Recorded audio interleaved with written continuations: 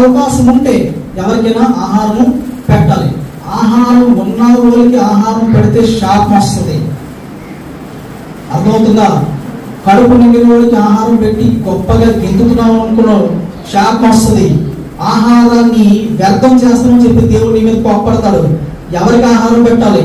కడుపులో ఖాళీ ఉన్నవాడికి, ఆకలి ఉన్నవాడికి నువ్వు ఆహారం పెట్టాలి. అదని తెలిసే పత్రే వస్తుంది.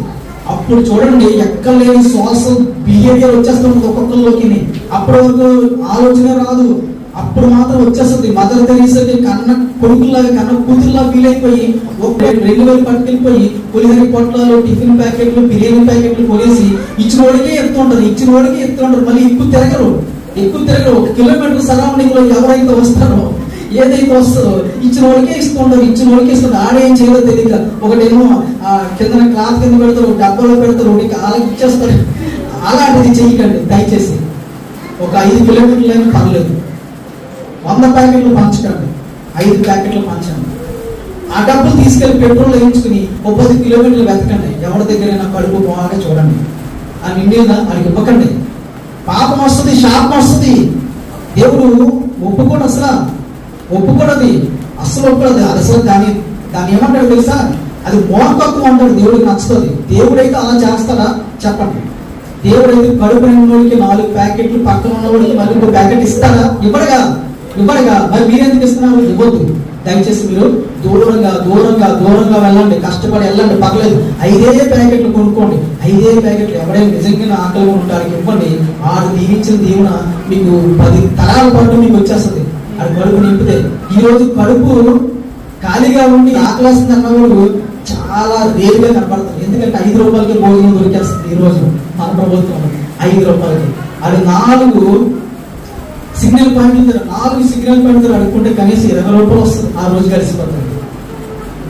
అది ఎప్పుడైతే ఎక్స్పీరియన్స్ చేస్తారో అడుక్కున్న వాళ్ళు, మరి పని లేదు, పాటు లేదు, కష్టం లేదు, ఏమీ లేదు, వెళ్ళి ఈ సిగ్నల్ పాయింట్ నాది. ఎప్పుడు చూసినా తాడిచెట్టు పొలంలో ఒకటి చేయలేకుండా వస్తాయి. ఇక్కడ వరకు ఉంటుంది చెయ్య.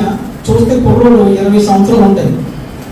ఎప్పుడు చూసినా ఆ సిగ్నల్ పాయింట్ ఆడికి రాసి ఇచ్చేసారు. ఎవరించారో తెలియదు. సంతకం పెట్టాడు, రిజిస్ట్రేషన్ చేసి ఆ సిగ్నల్ పాయింట్ దగ్గరే ఉంటాడు.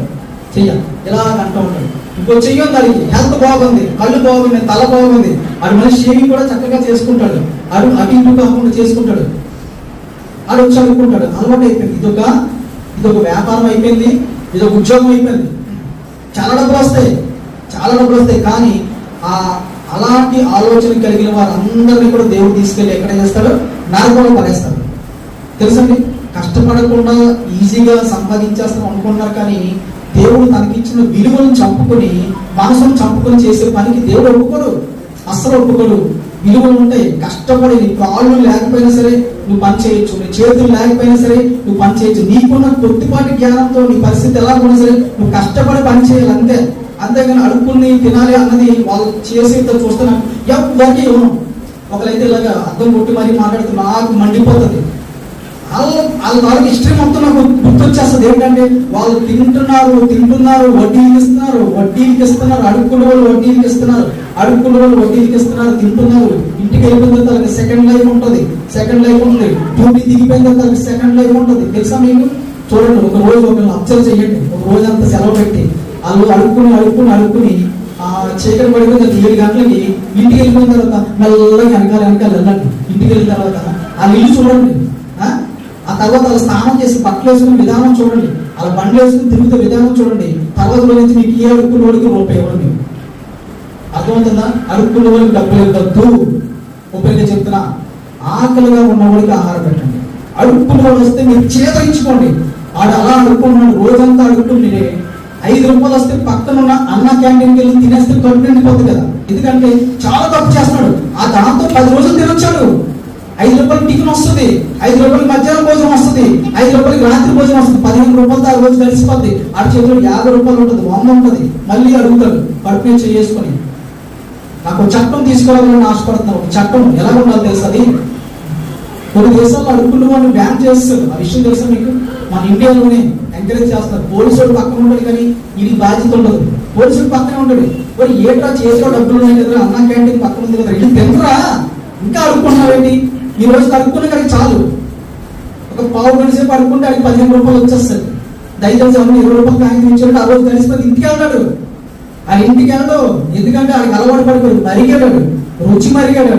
అది ఏం చేస్తాడు తెలుసా, మళ్ళీ అడుక్కుంటాడు, మళ్ళీ బ్యాచ్ మారుతుంటాయి కదా సిగ్నల్ పాయింట్ వచ్చి ఒక 20-30 మంది ఆగుతారు. అందరి దగ్గరికి ట్రై చేస్తారు. వస్తుంది 50 రూపాయలు 100 రూపాయలు ఒక ట్రిప్కి.